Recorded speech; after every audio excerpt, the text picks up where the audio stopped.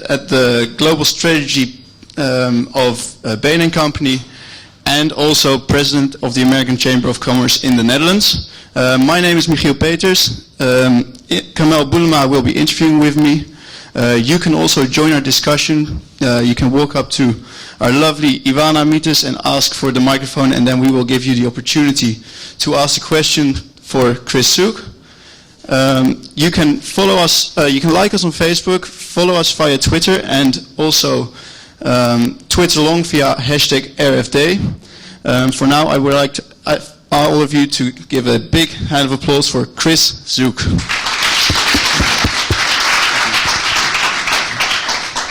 Welcome, Chris. Welcome to an interview with a couple of students. I saw you came in by bike. You ride your bike every day? Altijd op de fiets. So you've become a true Dutchman then? Geen auto. You've become a true Dutchman then? Yep.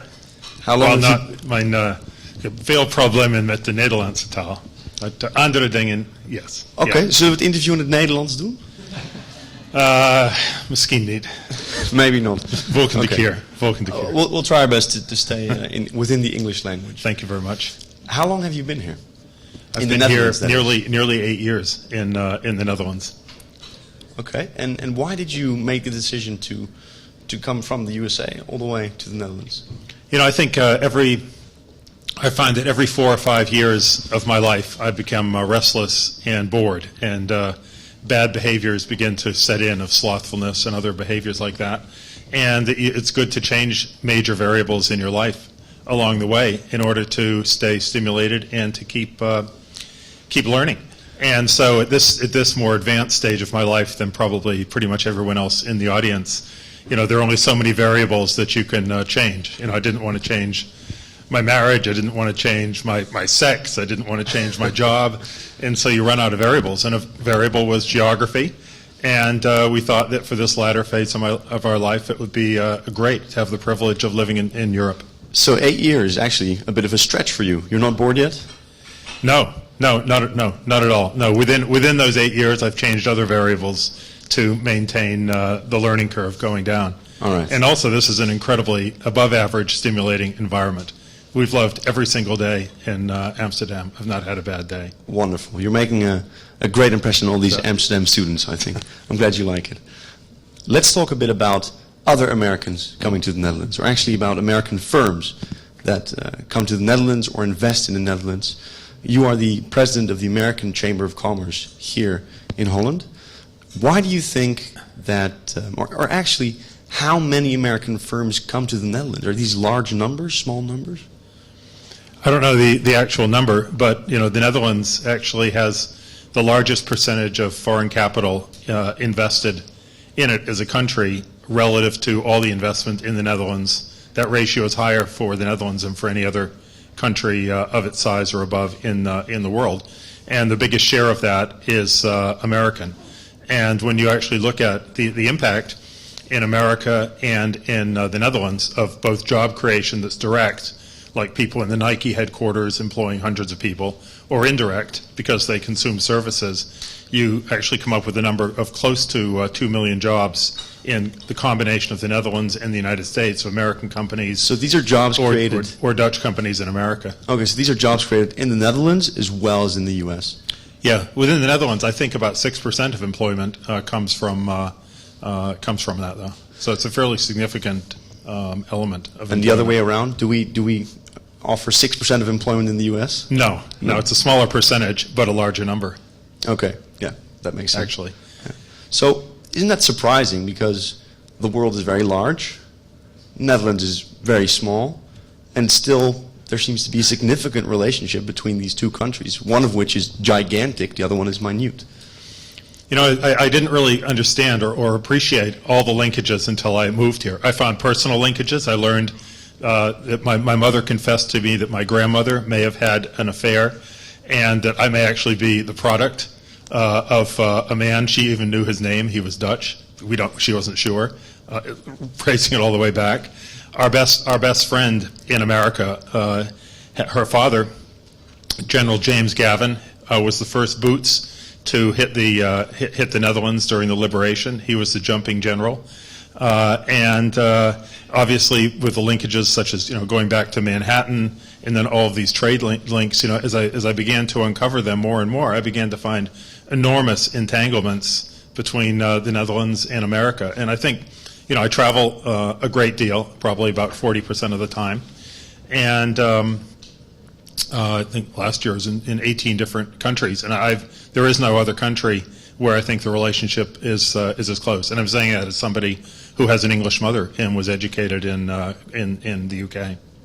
Okay, so there is a lot of relationship between these two countries. I think so. And one of the reasons you mentioned is... There's even a Dutch starting third baseman on the Boston Red Sox. Say again? In honkball. Honkball? Sport, yeah. Sure. Yeah, there's a starting third baseman, the first Dutch starting infielder for my Boston Red Sox sports team that I followed. So excellent. Yeah. Good. So what do you think are the main reasons that U.S. investment companies or U.S. firms enjoy coming to the Netherlands? I think there's a long list. Historically, the tax advantages were as good, or in some cases better, than competing countries. But there's a lot of competition on the margin there. I think Schiphol Airport and the infrastructure of the Netherlands is viewed as incredibly, and as it should be, reliable and predictable. The population has far above average capabilities in the English language, for which I am extremely personally grateful. And although it has been a barrier to learning the language. It makes it extra hard to learn Dutch. And I think that culturally, Americans and people in the United States who have moved to the Netherlands have had a warm welcome, as have I, and that's been another factor. So I think finally, when you look at the brochures from the different groups that are involved in encouraging businesses to move into the Netherlands from other countries, one of the other elements on it is innovation. And I think there's a long history of creativity and different forms of engineering expertise in the Netherlands that you really don't find in a lot of other countries. So I mean, it checks an awful lot of the boxes. Okay, let's delve into a few of those components you mentioned. You mentioned tax advantages. What does that exactly mean?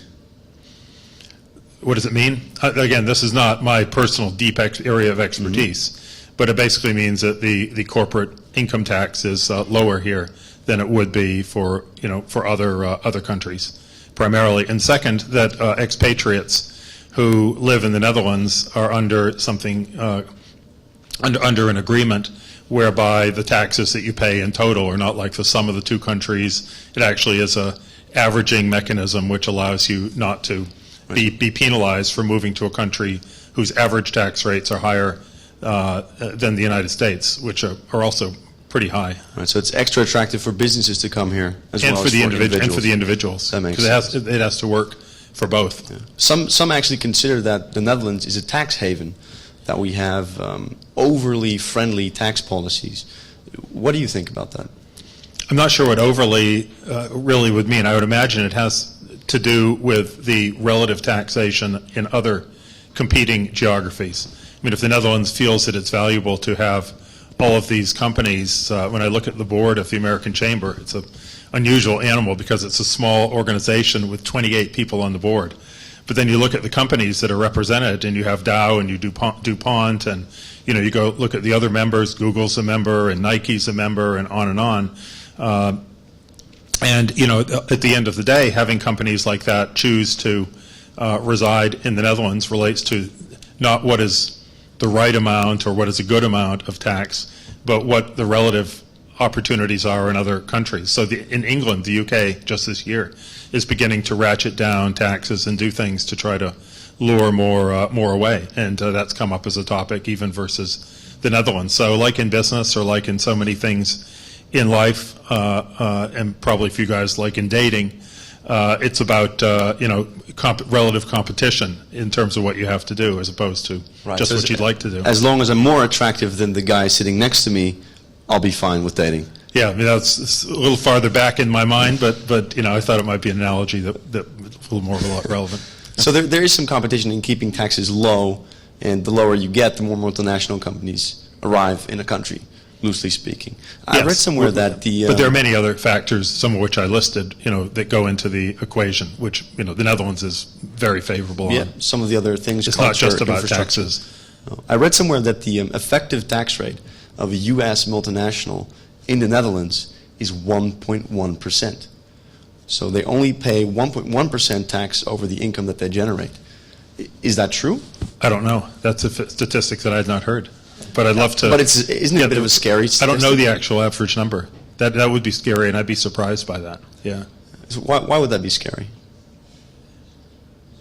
1%? Because it'd be hard for me to explain it. I think the statutory tax rates are much higher than that. So how it gets down to that, I don't really know. But this is not my area of expertise, to be honest with you. Okay. So, Let's talk a but bit it's about. a very interesting thing. I'd love to see the study. Let's talk a bit about the other variables that come into play here when you look at these investment relationships. Something like culture, for instance. Do you think the Dutch and the American peoples have a lot of similarities in culture that could explain that it's easy for American firms to come to the Netherlands? Yes, and I think that the Dutch created the first multinational corporation and the first global trading corporation, actually the first public company, and have had a history of travel. I'm amazed that at the the amount of. Was that the VOC company? The East India Company was the first to trade. Yeah, The VOC is the Dutch equivalent to that. And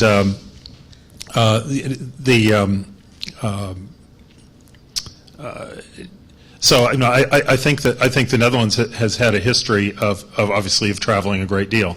In our Bain office, I'm always amazed and really impressed at the number of Bain people in our office. It's not that big of an office, 120. It's sort of average to smaller office for us. We have 50 offices in the world, and but I'm always amazed at how much the Dutch consultants transfer to other offices for the experience. In our firm, on average, 19% of people change offices every year because we believe in rotating and having other experiences. But I believe that among the Dutch, it's a higher number than that. And I think that kind of multinationalism, global interest in travel is also something that makes the Netherlands very welcoming for other cultures, and certainly at a minimum, very understanding of other cultures as long as they don't do things that are interfering.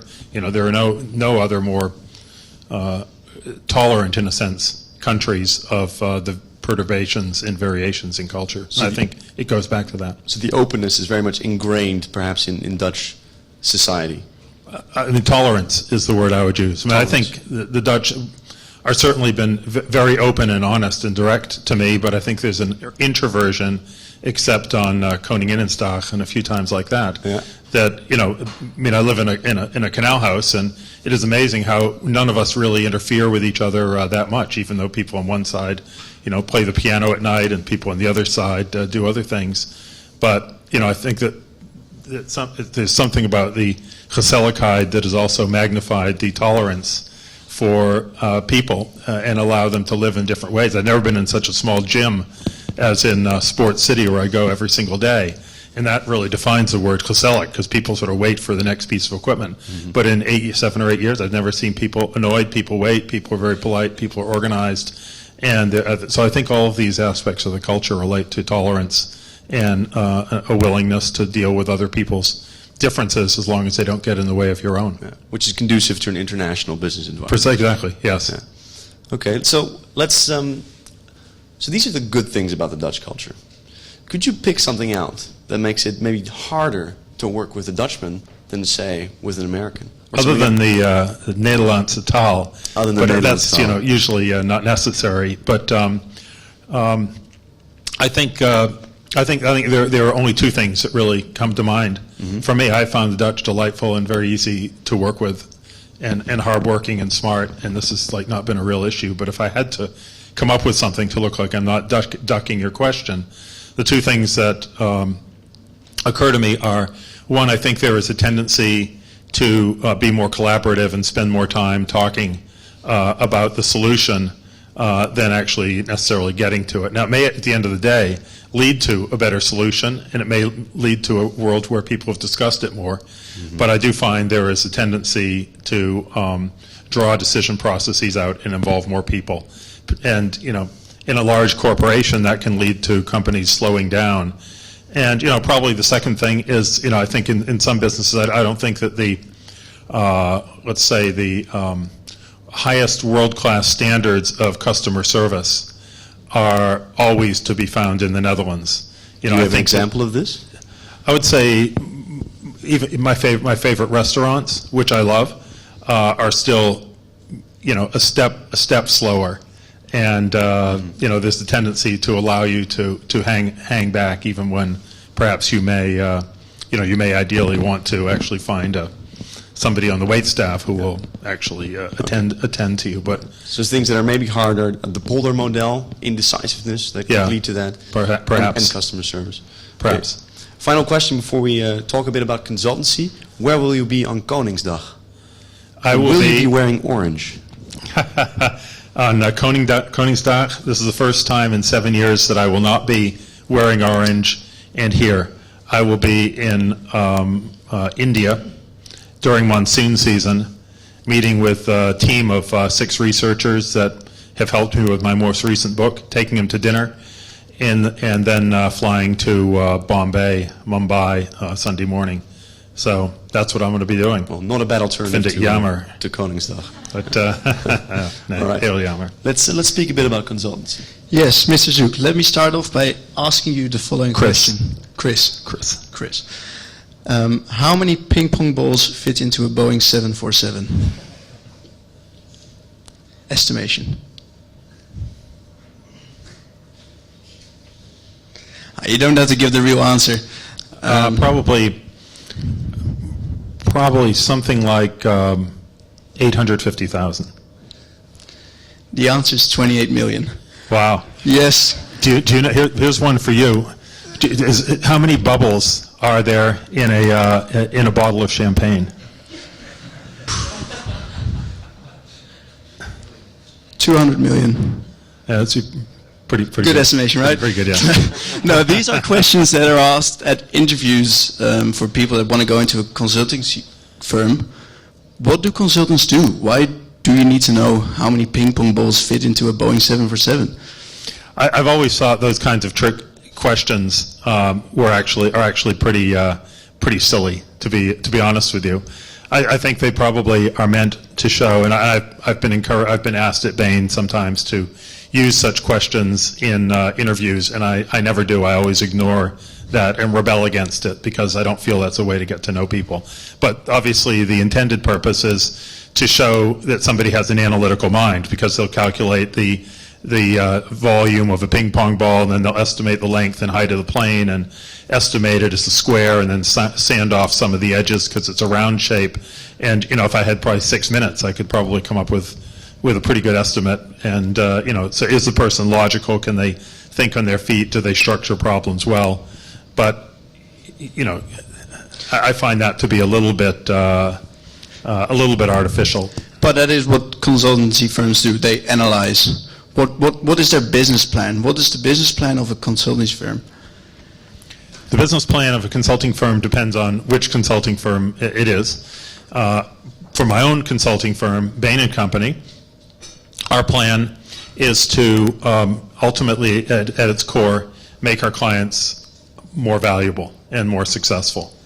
And Bill Bain used to say that when he left the Boston Consulting Group with the 5 most successful consultants there to found Bain & Company around a little different model, that as we began with our approaches, which were less academic at the time, and as a reason we started Bain Capital, which has $60 billion of investment until it had to be a separate company, and no one else has done that kind of thing. I think it shows sort of a practicality. But Bill Bain used to say, we sell profits at a discount. And then when we went to Bain Capital, he used to say, actually, maybe even a better business is to buy profits at a bargain. And the Bain investments have done very well. And we measure our success with our clients. And after every project, we go and ask them. We put 75% of our projects, no one else does this in the industry, we put an element of the fees at risk, depending on either whether some outcome has occurred that we agree on, or whether the client felt that value was created in the process. We even do surveys, and then I'll stop for the moment. You ask your follow-up question. Of every person on the team every 2 weeks, every single team. And we ask them, even though it's junior people, are we working on things that add value to the client, and is there yield loss? And if not, little red dots come up on the dashboard and people have to explain it, and the data is relatively known and public. So I think everything for us tracks back to adding value for the clients. Bill Bain used to say, you know, we're in a business where the three things you need are working for the CEO on the most important problem with the right resources. Now, as you get larger, you're not always with the CEO. It's not always the most important problem, and you don't always have the right resources. Because where do you get the resources from? Do you sit behind an Excel sheet every day, creating resources for you? How do you get the resources? Is Bain & Company, can they advise companies, a computer company, on the best way to get a strategy into China? Why is Bain & Company better than the computer company that itself knows how to implement a strategy into China? I mean, there are certainly things that the people in the company, including from technology to last Wednesday, I did a management talk to the senior management team of Victoria's Secret in America. Now, there's no way I'm going to have intimate, detailed knowledge of that product line, nor is that something you learn by market research. You know, you create something new by knowing the customer and knowing these aspirational values. But there are things that consulting firms can do, because unlike most businesses, let's say the issue is how to go into China, you know, many businesses have not done that yet. Whereas we may have helped 1,000 businesses over the years to do that. And so, you know, we have certain angles of expertise. The second thing you might hire a consulting firm is that you just simply have a very controversial decision, like whether to make a merger or an acquisition, or something like that. And you might want an objective set of data from the outside to build a fact base around it. So I think if you look at expertise with a little bit different lens, you know, you can begin to see the areas where a consultant would be useful, but then in areas where a consultant like Bain & Company, you know, that would really not be our utility. I mean, as head of the global strategy practice at Bain for 20 years, one of my jobs, one of the dimensions of my jobs, is trying to help pull together Bain's experience base in a way that we can leverage thousands of cases on similar topics around the world and maintain our learning. Because if everybody is basically acting independently with different frameworks and there's no learning, then there probably is no reason to have a consulting firm at all. It's really about accumulated experience and insights. So as consultancy firms, you have to be cleverer, more clever than the rest. And you get a lot of clever students, and a lot of students want to go into consultancy.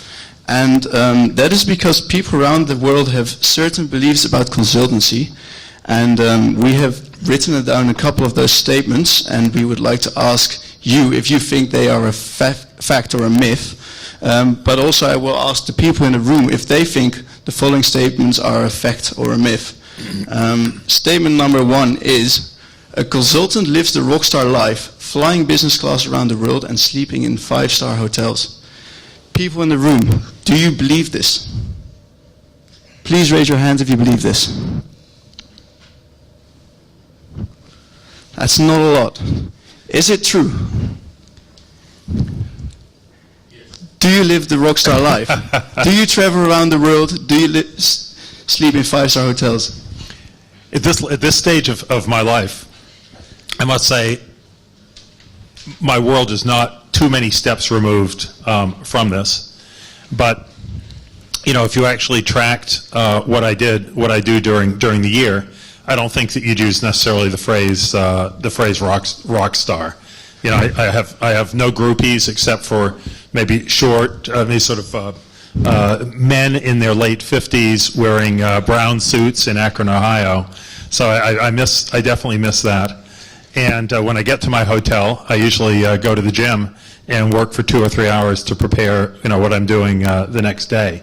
But I must say that like last year I did 145 workshops in 18 countries, and I made 16 transatlantic voyages where I stayed in the next place for 1 week or more, which meant my body clock was reset, which is really bad for your body even when you're young, but when you get older, it's really bad. And so, to be quite honest, to physically be able to do what I do have to fly business class with a large body and sleep flying overnight. But do you think this is one of the reasons a lot of people want to become a consultant? Anyone who wants to become a consultant for that is pursuing it for the wrong reason.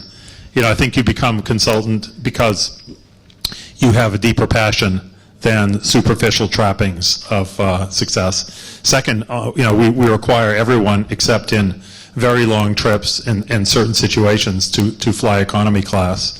And they definitely can't go and stay at the Four Seasons or the Georges V. So it's a level below that. But the reason to go into consulting is because A, you want to have a spectacular view of industry after industry from the inside that you could never get just in one company, and learn the techniques, and then maybe go and do it into your own business.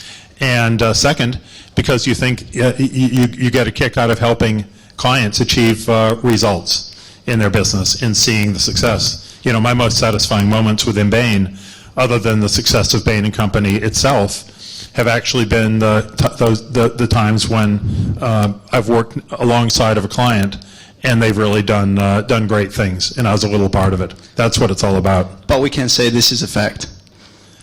I would say on a scale of 0 to 10, where 10 is a fact and where 0 is every single word there is not right, I would give it a 6.5. Okay, let's go to statement number 2. A consultant is someone who saves his client almost enough to pay his fee. People in the room, please raise your hand if you agree with this. Let's get an opinion from someone over here. So you think consultants are overpaid? I think too often consultants tell firms things they already know, and I don't think they save the client almost to pay the fee, but I think firms too often concern to consultants, yes. Okay, interesting. Chris, are you overpaid? Am I overpaid? Again, it's almost like the question you asked before about the relative tax rates. It's a competitive thing, and we're in a competitive market for talent, and my pay is such that I could do other things, and so ultimately, what we pay for new graduates, which looks like a lot of money, is in relationship to the competition with some. And also, if you look at the rates of pay in industry, now you actually find they've risen to or even above in many cases the level of what people make in consulting firms.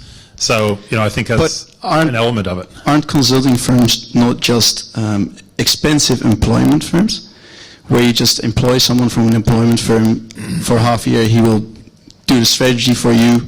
They are mostly cheaper than a consultancy firm. Why do people still choose to pay such high fees for a consultancy firm? I think when you hire a consulting firm, you are hiring access to the accumulated knowledge from thousands of projects and techniques and pattern recognition, like a doctor who has seen 10,000 X-rays for a particular lung disease and can look at them quickly and have techniques that are very efficient. We usually work on 3 kinds of things. Number 1, we either are an objective ingredient in a huge decision a company makes, which, let's say the swing factor on the decision is 500 million euros. Paying 500,000 or even a million euros to improve even by a few % the quality of the decision is worth it. The second thing we do is efficiency, cost reduction, complexity reduction, productivity improvement. There, we try to ensure that our fees pay back 10 times, and that's what we do our best to measure. And then the third issue is, we do a lot of work on mergers and acquisitions, and we have 70% market share of all the consulting to the top 20 private equity firms in the world, we think. And now these are very twitchy people who have very short-term things and their palms are always sweating. And they need the data right away and they have to know it instantly. And every single day they say, why are we paying you so much? Where's all the money? And yet, for us to have that kind of market share, and with a group of very twitchy people who want to get it done and think they're masters of the universe sometimes, in a caricature, and is very often, because our firm is very practical and lasers in very quickly on the data and gets beside them on that. And so I think they're the most demanding clients in some ways in the world, because they're very smart and they have very short time frames and they have very high standards. And yet, so they are a very good test for us always against our value equation. But the conclusion that you are better than employment firms is you have more information than information and techniques. Yeah, Bain team can do amazing things, but if it were just an assemblage of people without the tools and techniques and experience base and knowledge of how to attack, then it wouldn't be anything like that. Okay, the last statement we have: a starting consultant will offer advice at board level in his first year. Do people think this is true? Please raise your hands if you think it's true. All right, let's have a look. So you think that in your very first year as a consultant, you'll be talking to the CEO of KLM? I think that consultancy firms always claim that even in your first year you're completely part of the team, so I do think so, yes. Let's find out. Do you remember your first case for Bain? I do. And was it with a member of the board? No, it was with the division president of the soft lens business in Bausch & Lomb. It's probably one of the three most shaping business experiences of my life, though. And the soft lens strategy at Bausch & Lomb was amazing. They had 50% market share, 50% low cost, and superior quality because of their spin casting technology in a market that was underpenetrated and about to explode. And a huge cash flow, and competitors were dying. It doesn't get any better than that. And I was part of a team that did all of this detailed analysis, and I did work with the division president, but it was only, on some detailed analysis of data. But I think what was so interesting to me is 7 or 8 years later, way after we had done the work on soft lens, Bausch & Lomb began saying, we're not an optical company. Looks like an optical company. All the products are lenses. We should be a huge healthcare company. And they began to go into areas like hearing aids and ointments and other things, and really lost a sense of their core. But anyway, I thought it was it's so fascinating, these stories as they unfold. But yeah, I talked to the division president as part of a team gathering data. And how did you get the experience to give them advice? Because you did economics and maths. How can you tell someone you have to implement this strategy to do this and that as a economics and maths student, and you have students that study strategy as well? Well, why are you better than a strategy student? You're an ingredient in a larger process. I mean, no company will ever delegate their strategy to you. You are part of a team that includes the clients, the client executives, and then you have certain jobs to fill. And so my job in that particular assignment was to calculate the relative cost position of the main competitors. And so one thing I was very proud of is I actually found a BBC tape of the Queen Mother walking through the plant of a new competitor in England. And I could actually blow it up, and I could read the nameplates in the plant configuration on every piece of equipment. And so we therefore went to all the vendors and reverse engineered, knowing the size of the plant, and then each of the equipments, it was a cast molding, and we could even see the number of cavities in the cast molding. And so therefore we could calculate within a few decimal points what the likely cost would be of the plant. And that was a great input into, knowing the relative cost position as you're doing pricing strategy was a great input. But did we develop the strategy? No, absolutely not. We have surgically focused inputs that we are uniquely good at figuring out how to do. So to conclude, everyone wants to go into consultancy because we sleep in 5-star hotels, we travel around the world, we get a good pay, and you can do any study to get into a consultancy firm. Is that a good conclusion? No, you go into... And you have to have the heart to be a consultant because you really want to have to do it. You go into consulting because you have amazing stamina and you're willing to work your butt off and for deferred gratification later in life, when you'll have built a knowledge base of techniques, you can go and start your own company or run your own company or rise up in the consulting firm. I mean, it pays well, but it's a very, very demanding job on people. And the rewards really are that you build up musculature and you become stronger. And it's like going out and hitting balls with the greatest tennis players in the world at the client every day, and you become a lot better doing that. And so that's really why that's why you go into it. You know, the world's about internal motivation. Extrinsic motivation just ultimately doesn't work. You have to follow your passion, whether it's my son who just moved to Hollywood to try to be an actor, or whether it was me pursuing economics or whatever. But ultimately, you have to follow your own passion and try to add value in the world. If you follow the other things, you're pursuing a false idol. So intrinsic above extrinsic motivation. Let's go to a question from the audience. Thank you, Mr. Zook, for your insight into consulting. I have a consult for you. Recently, also due to the Ukraine crisis, Obama was in the Netherlands at the NSS summit, and he argued that we as Europeans should cut our reliance on gas from Russia. Do you think we should resort, as the Netherlands, to our own shale gas reserves or to the US gas reserves? Wow. Well, this is an area I have limited knowledge of the political context and absolutely no proprietary knowledge of the energy situation. The only comment I would make is I thought it was quite a fascinating article in the New York Times, the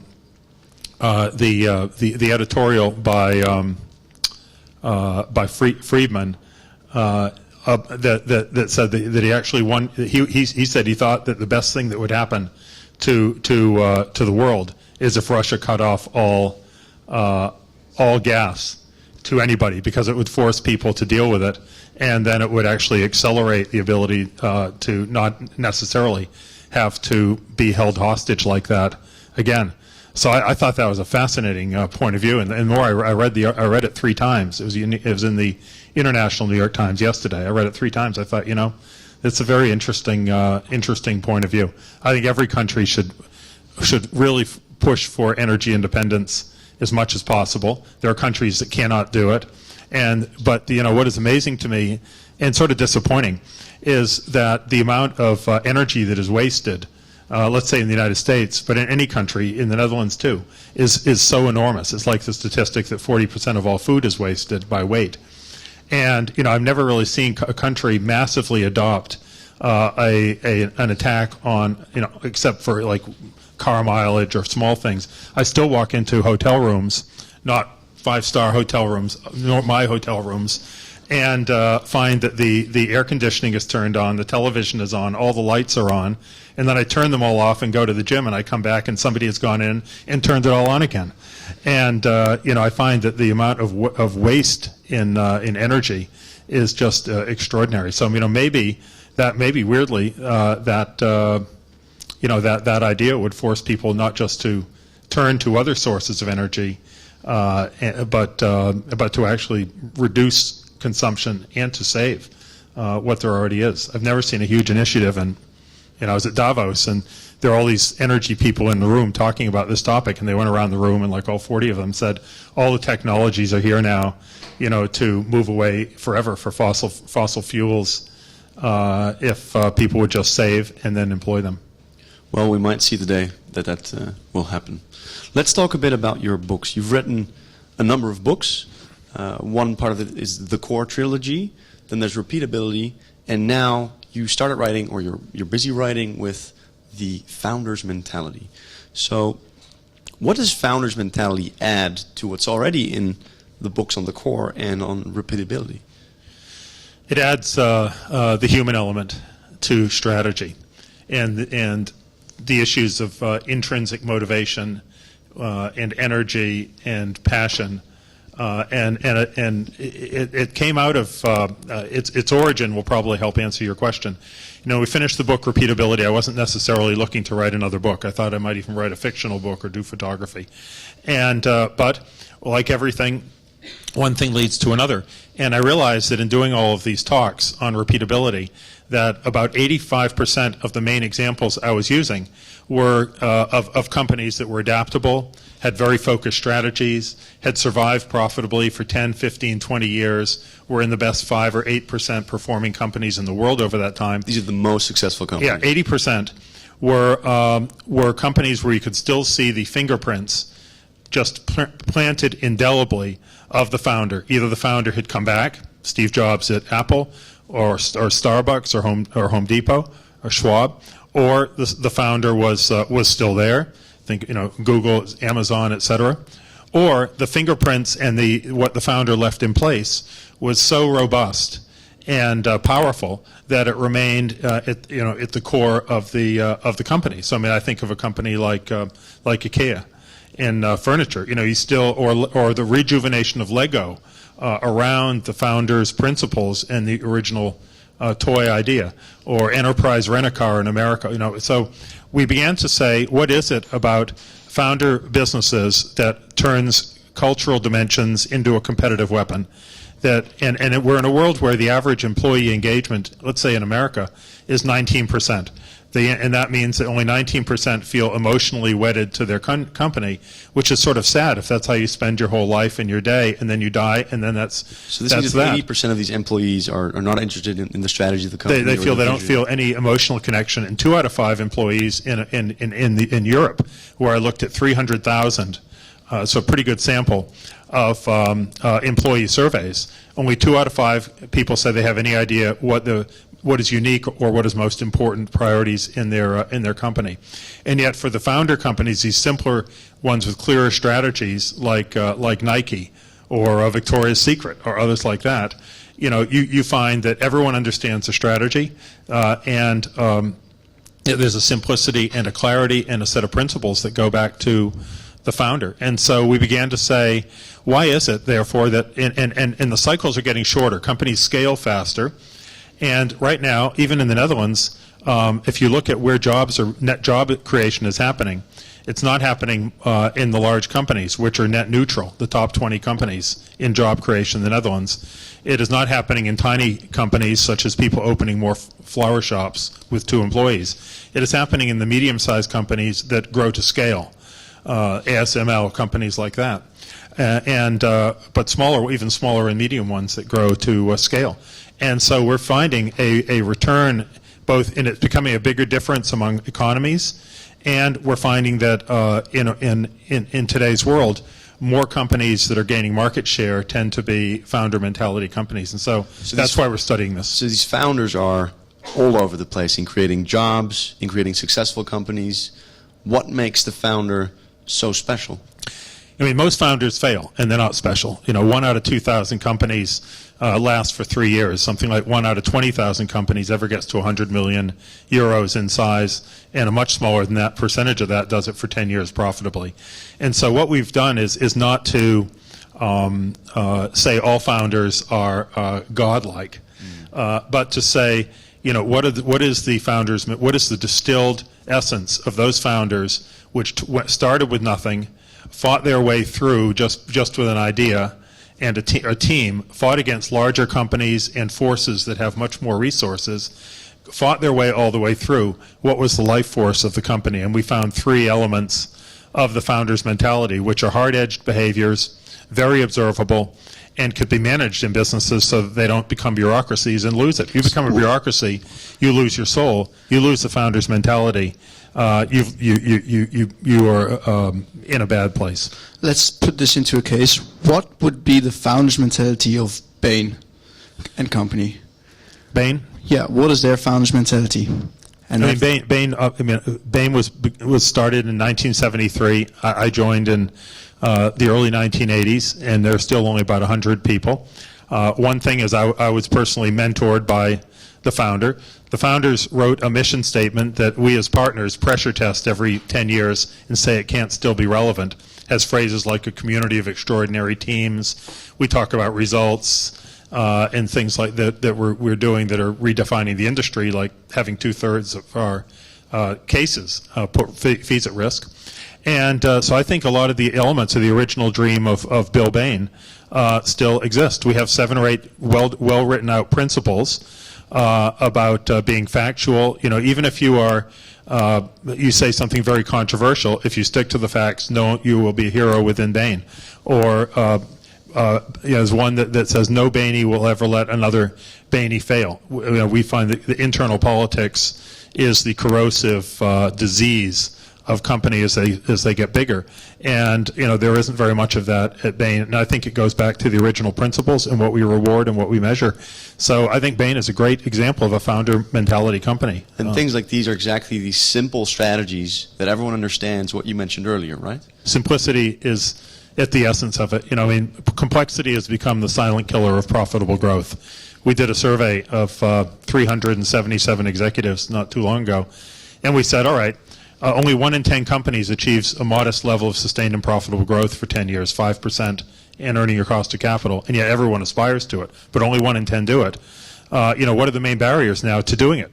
And we've never seen this before. We found 85% of what people said the main barriers were internal. They were complexity. It was we can't decide fast enough, we can't redeploy resources against smaller competitors, no one knows how decisions are really made anymore. So blah, it isn't blah, that blah. there's a new We're political. competitor or a new product or consumers aren't interested anymore. The problems are within the company. That's right. That's right. The world has sped up.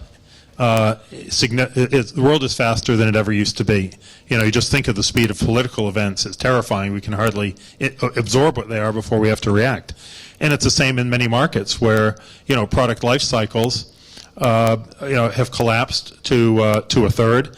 The average time that a business can stay in leadership is less than it used to be, and the average lifespan of a company has actually declined to now about 12 years. And so, when you look at increasingly fast cycle times, you need businesses that are not 7, 8, 10. Some businesses have as many as 12 layers between the CEO and the front line, where in the founder company, the CEO is the front line and turns the lights on in the morning and cleans up at night. And once you do that, you introduce politics, distortions, and it becomes very very hard to react to change. What would be a company that has lost their founder's mentality because of this growth you were talking about?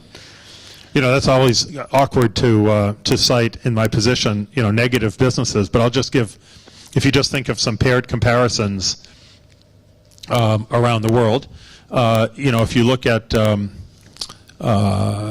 Sony, which was one of the most innovative companies, versus what Apple ultimately did to Sony. Sony turned into a bureaucracy. You look at Nokia, which had 100% of the profit pool in the mid-1990s for handsets, and ironically, one of the first mock-ups for a smartphone, and a group of engineers that desperately wanted to do it. And then when Nokia didn't do it and then collapsed, they interviewed board members, and the board members said, we waited too long. And even in the Netherlands, where I'm not an expert on all the companies in the Netherlands, but if you look at the speed at which Ziggo gained market share in in sort of the triple play built around cable, and then you look at KPN, which has not one brand like Ziggo, but some very large numbers of brands. The number of offerings is enormous, many layers in the company, and enormous complexity. And it's very tough for a company like KPN to compete against a business that has this simplicity. Or Michelin versus Hankook Tire, you see the same thing. So, I find it very, very interesting to look at these paired comparisons of companies that were in a similar position, and one exploded into complexity, and the other one waged mechanized warfare on a focused model. Maybe even Albert Heijn and Super de Boer, which at one point was made up of 5 or 6 acquisitions and 5 brands, had the same numbers of stores, was profitable. Groceries, Netherlands, and the rest is history. So how does that happen? Because on the one, you're saying that complexity can be the silent killer of growth. Yes. Yet we see so many companies that are adding layers of complexity. What kind of force is there that adds these layers of complexity? Why do founders turn into these struggling bureaucracies? In order to this is precisely what the focus of the work that we're now doing is about. Why is it that some companies begin the journey to become larger and larger? And you have to, if you're in business, you have to, unfortunately, have faced huge pressures to grow. You don't create shareholder returns and investor returns if you don't grow. You don't create opportunities for younger people at the bottom of the pyramid, unfortunately, if you don't grow. And if you are in a growing market and you're not growing, then you're losing market share to your competitors. So even though, in a way, it would be nice to be one of these businesses that just stays in its place for all the time, you have no choice. You're on a treadmill like a hamster, and you have to keep going. And so sometimes complexity is added because businesses feel an enormous urge to hit growth targets of, let's say, 10%. And maybe they haven't found enough in their core. And because they're doing well, they begin spending more money, like the Bausch & Lomb example, on hearing aids and on ointments and on dental projects, all of which were a total disaster, Right. as opposed to investing in the core. So, I think the reasons are many. One is so-called matrix organizations have an inherent complexity. And second, What's a matrix organization? matrix organization is, you begin with a founder, which is like a one molecule who maybe even makes the product, closes the doors, and deals with the customer. Very simple matrix. Very simple, no matrix, one molecule. But then over time, the business maybe goes into 4 countries, and then you have somebody in each country. And then maybe it has 3 customer segments, so then you have people who coordinate with, let's say, if you're Nike, you are a basketball person across the world, but you have to deal with Nike in China and Nike in in America. And then the third dimension is you may have products. You may have someone in charge of shoes and clothing and basketballs who has to therefore deal with the countries, but also with the segments. And so if you're not careful, these nodes explode geometrically, and then you have a committee. Committees begin to form where nobody can decide anymore, and it becomes very complicated, and businesses have to go to simpler structures with clearer decision rules and unwind it. The other thing that happens is the trap of false enthusiasm. You're doing well, you feel you have the Midas touch, why not go into a lot of other businesses?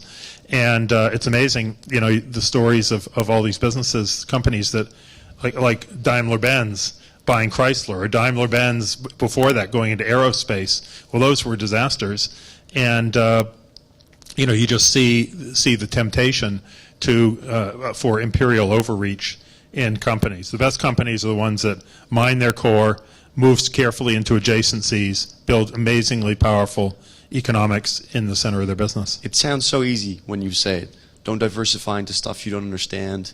Stick with your core. Yeah. Stay simple. Yeah. Why is it so hard?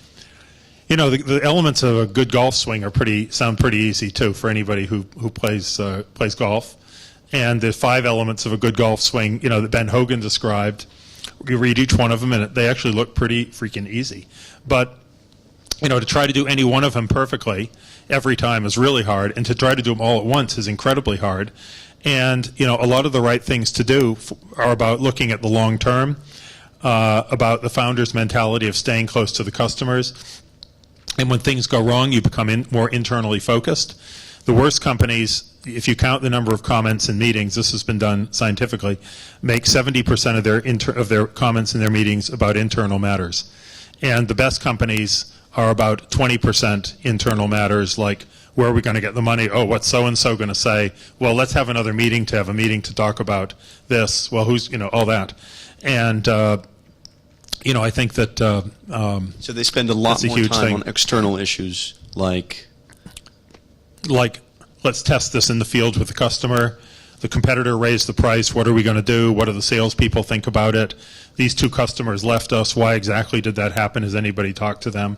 Those are the essence of business. And as you find, as companies get larger and go into other areas and more complex, ironically, the original reason to exist in the first place shrinks to a relatively small part of the total percent of all the time of people in an organization. If you actually add up the time on their calendars and you say how much time do you spend with customers or with products that relate to the front line, you will find it declines like a stone with size and complexity.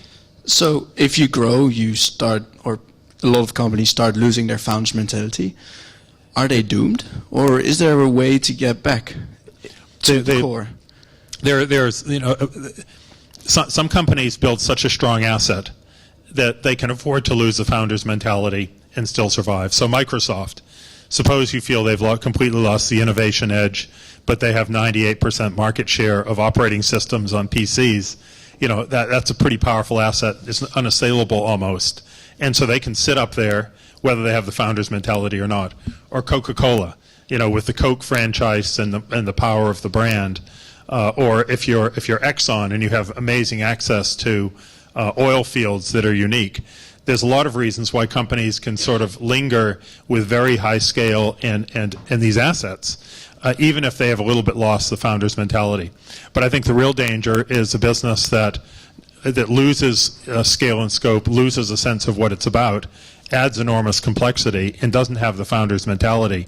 And we find that 55 to 60% of companies are in what we call no man's land of satisfactory underperformance because they're not a great repeatable founders model like some of the ones I've listed, and they don't have these What kinds is of this assets. great repeatable founders model?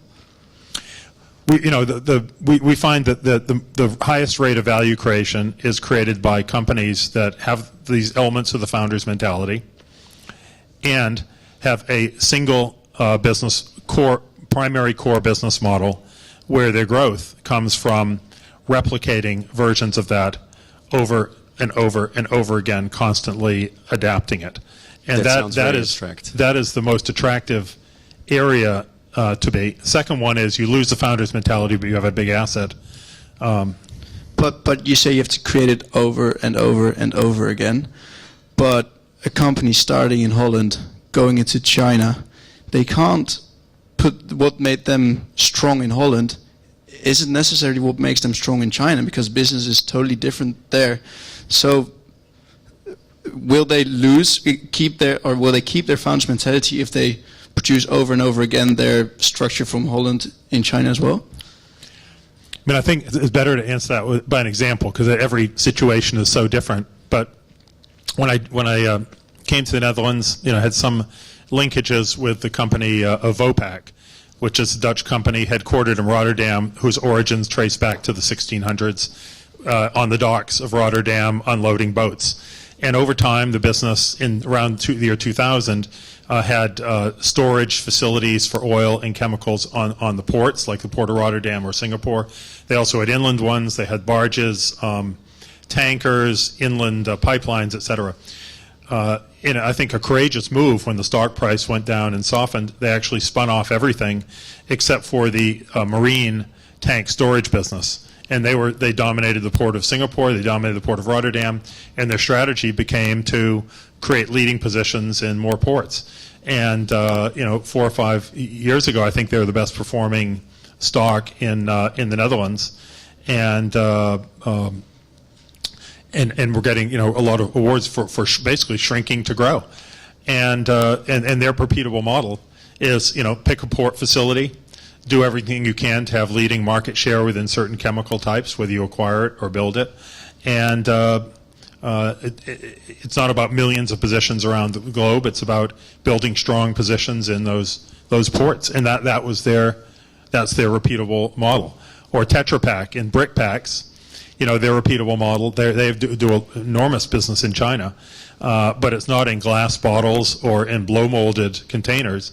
It is in specially adapted Tetra Pak brick packs for that lower priced market. So that's what I mean by a repeatable model that you constantly adapt and change. We have a question from the crowd. Yes. Oh, hi. My name is Gijs, and I was wondering, Mr. Zook, if you know everything. Can I please hold it? No. Okay. Since you know everything there is about a founding spirit and a founding of companies, when will you resign from Bain & Company to start your own entrepreneurship? Great question. Well, thank you for your question. I feel fortunate to have been at Bain in the early years and have been at least a part of the story there of building a company that this year was voted the #1 place to work in America by Glass Ceiling, even ahead of Google and all these other places. And so that was one of my founder's journeys.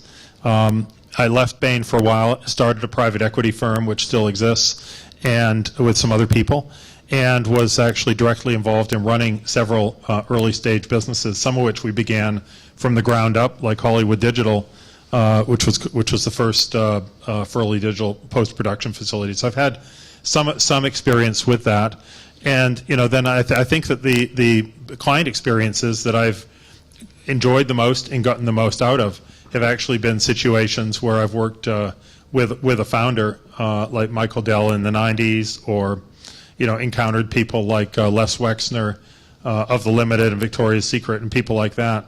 And so I've been able to live vicariously a little bit through their eyes. But at this stage of the game, I mean, it's an exhausting thing to start a business, and I don't have enough. I've put enough mileage on this body not to embark on that journey. And I certainly don't know everything about founders. It's a hugely complex topic, and I approach it with great humility. I'm just trying to point to it as a life force. The soul of companies, the DNA of companies comes from that, and I don't think that people maybe have studied it as systematically as we're trying to. So we're just trying to shed light on what I think is one of the great, maybe unappreciated forces in the world, particularly in a world where youth unemployment is so high. I mean, if it's 2 out of 3 people in some areas of Africa and 55% in Spain and Greece, and depending on the numbers you look at, pick a number, 16%, 20% in the Netherlands even. This is a looming, scary problem. And when you look at where jobs are coming from, they're just not coming from the gigantic companies. They shouldn't come from the government. And so it really is also. So I think it's not like it's the solution to everything in the world, but I do think it is a huge solution to leadership styles, to the strategies of companies, and to economies. All right, thanks for your question. So let's summarize and head to the closing. If I understand correctly, the founder's mentality is, and do correct me if I'm wrong, is using a simple strategy and repeating that over and over again. The founder's mentality we found through all kinds of things you'd imagine we would do at Bain, and I've personally done about 200 interviews, consists of 3 hard-edged behaviors. No founder has them all. All founders are spiky and unbalanced, and it makes them often unique and pretty cool and exciting and creative. But the three attributes are number 1, what we call an owner's mentality, where you feel as if the money and the risks you are taking is like your own money, and it creates a huge intolerance to bureaucracy, to slow decision making, to fuzziness, to wasting money. Where if you become a massively large corporation, all kinds of funny behaviors come into the budgets, and it's not your own money anymore, and things. That's number 1, owner's mentality. 2 is what we call a sense of higher purpose, or almost like insurgency in business in a way. And that creates a huge amount of energy if you think you're trying to do something unique and really special, and that gives you a longer term perspective, and it makes you focus less on the pure financials than accomplishing something in the world, which is very motivating. And the third one was an obsession with the front line, with the customer detail, loving the customer detail, and obsessing with making heroes of the frontline employees, not people where those are the coveted jobs, not people buried in the bureaucracy who may not even see customers very much. So those are the 3 attributes of the founder's mentality, which coupled with a focused, very clear and focused strategy around the mission, are pretty good combination. But it's like the 5 elements of a good golf swing. Mm-hmm. They look obvious. You look at it and you say, "Well, hello, duh," but they're actually very hard to do, and they're very hard to maintain, and very hard to repeat. Owner's mentality, sense of a higher purpose, and obsession with the front line, love of the detail of the customers, right, so and the frontline employees is what you see. So that's the owner's mentality. Please give him a warm hand. Yeah. Thank you.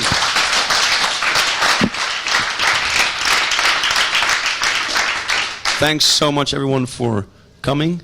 A couple of messages. 1, there's a piece of paper on your table that asks you a question. We would be much obliged if you answered that question with a pencil or pen, whichever you prefer. And then next week, or in 2 weeks' time, I think 2 weeks' time, 2 weeks' time, the CEO of ASML, a semiconductor company, will be here with us, and we'll be asking him all sorts of interesting questions. You are more than welcome to join us then. And with that, we sign off. Thanks again for coming. See you next time.